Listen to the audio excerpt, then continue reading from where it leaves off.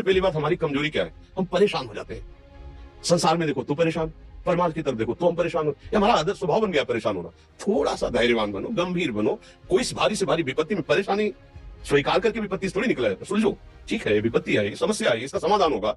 ऐसा थोड़ी कि हमें नष्ट कर देगी। अगर अभी हमारी बड़ी हानि हो जाती है, हम कल इससे बड़ा लाभ प्राप्त कर सकते हैं। हमको एकदम बिल्कुल गंभीर रहना है, इतने कमजोर नहीं बन जाना।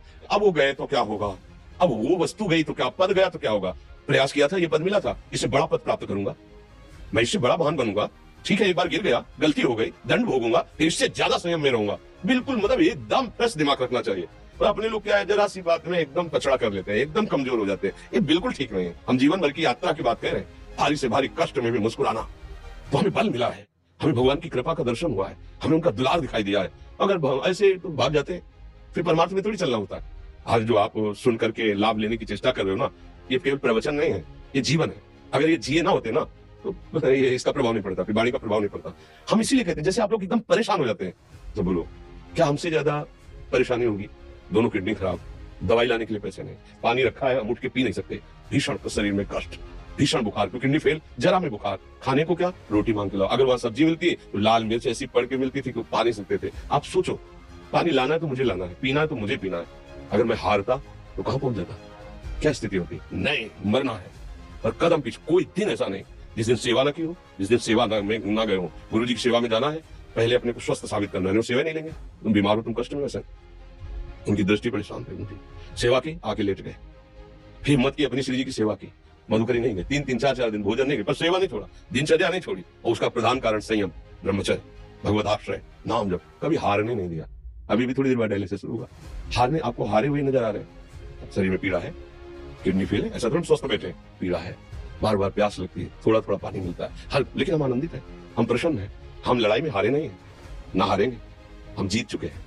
हम अपने मालिक के भरोसे में अपना सब बात, तो वो, ये हम अपनी बड़ाई नहीं बता रहे, हम आपको बता रहे समस्या। सोचो तुम्हारे पास तो माँ है, भाई है, बहन है, परिवार है, कोई ना कोई तो है ना। मेरा किसी ने कभी जीवन में ध्यान भी नहीं दिया। क्यों? बचपन से बाबा जी बन गए, किसी से प्यार नहीं, किसी से संबंध नहीं, कोई जानकारी नहीं, हम कहाँ हैं, वो कहाँ, किसी से कोई मतलब नहीं। अच्छा, जवान साधु कौन श्रद्धा करे? कभी गांव जाने की हिम्मत नहीं पड़ती कि रोटी मांग ले, पता नहीं लोग क्या सोचेंगे, क्या भावना कर ले। हम दरवाजे पे खड़े हैं, क्या कैसी भाव, जो हमारे सामने आकाश वृत्ति से आया यौवन अवस्था में, वही पाया, अन्यथा भूखे रह गए। जब हम हर समय अपने को विवेक के द्वारा सावधान रखे, तो हम कभी निराश नहीं हुए, कभी उदास नहीं हुए, कभी ऐसा नहीं लगा कि यार हम दुखी, कभी नहीं लगा। उसी का फल है कि उस सुख का संकेत मिल गया जहां दुख की निशानी भी नहीं है, वही उसी के बच्चे हो। हम सब उसी धातु से बने हुए हैं। हम इतना क्यों परेशान हो जाते हैं? हम ये देखते हैं, अपने लोग थोड़ी बात बिगड़ गई परेशान, नहीं बिगड़ी तो बिगड़ जाने की संभावना में परेशान है।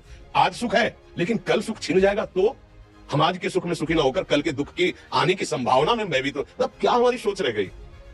हमको इतना बलवान बनना है कि सुख और दुख दोनों हमको छू न सके। भारी से भारी सुख की व्यवस्था है तो अहंकार नहीं, हर्षित होकर किसी का अपमान न करे कि हम धनी, हम पदाधिकारी, अमुक।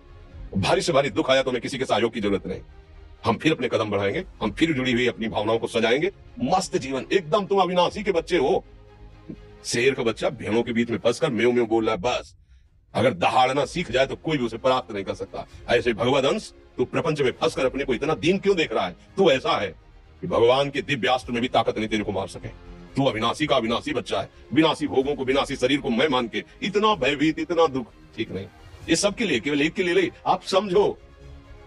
आप लोग सोचते हैं हम गृहस्थ होकर भला ऐसी स्थिति कैसे? जनक जी सुखदेव जी के गुरु हैं और राजा हैं, महल है, रानियां हैं, नौकर है, चाकर। क्या? सुखदेव जी जिनके शरीर में लंगोटी भी नहीं है, दिगंबर, परमहंस के गुरु है जनक जी, जो राजा हैं। समझो आप ऐसा ना सोचे कि हम नौकरी कर रहे हैं, हम संसार में, हम गृहस्थ हैं, हम आध्यात्मिक की ऊंचाई पर नहीं चढ़ सकते। नहीं, आप एक सरकारी नौकरी या किसानी या व्यापार करते हुए आप एक अध्यात्म की ऊंचाई में चढ़ सकते हैं। और अध्यात्म ही है जो तुम्हें इस माया के दुख सुख से ऊपर उठा सकता है। दूसरा, चाहे जितनी संपत्ति आ जाए, आप सुखी नहीं हो सकते।